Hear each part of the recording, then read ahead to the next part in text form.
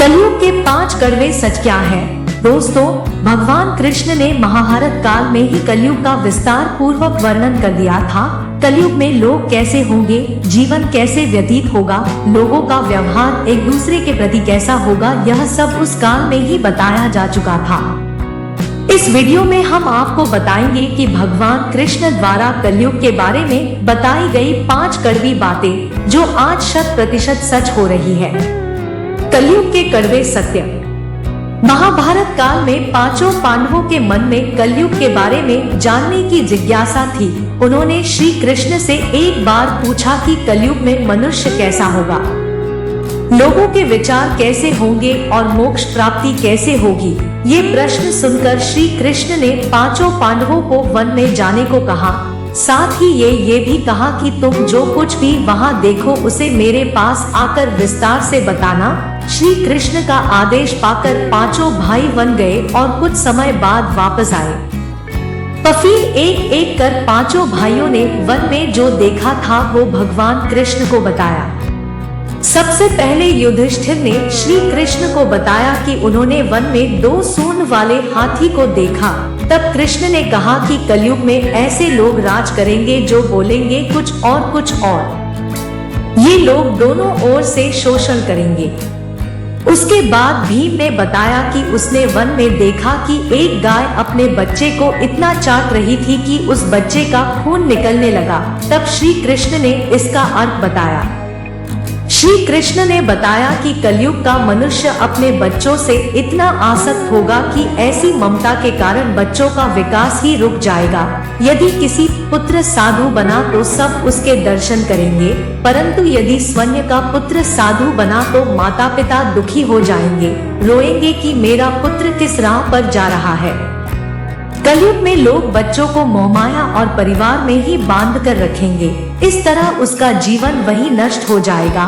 फिर कृष्ण ने कहा कि तुम्हारे पुत्र तुम्हारे नहीं बल्कि तुम्हारी पत्नियों की अमानत है और पुत्रियां तुम्हारी अमानत है।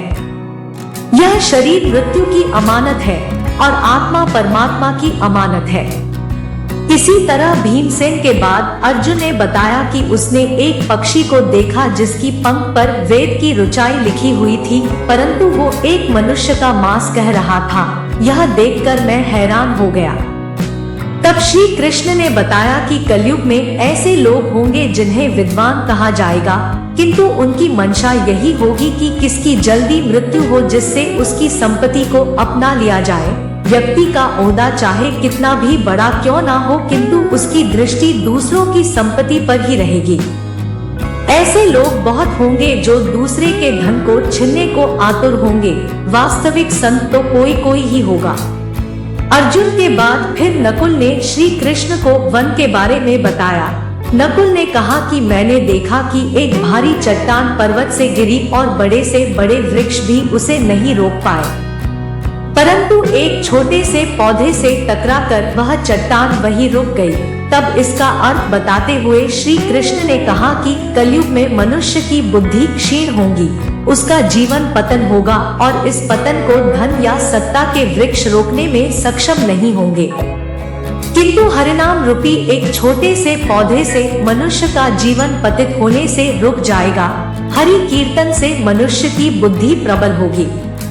अपने 4 भाइयों की तरह सहदेव ने भी भगवान कृष्ण से वन की बात बताई। सहदेव ने बताया कि उसने वन में अनेकों कुएं देखे, जिनमें से केवल बीच का कुआं खाली था जो कि सबसे गहरा था।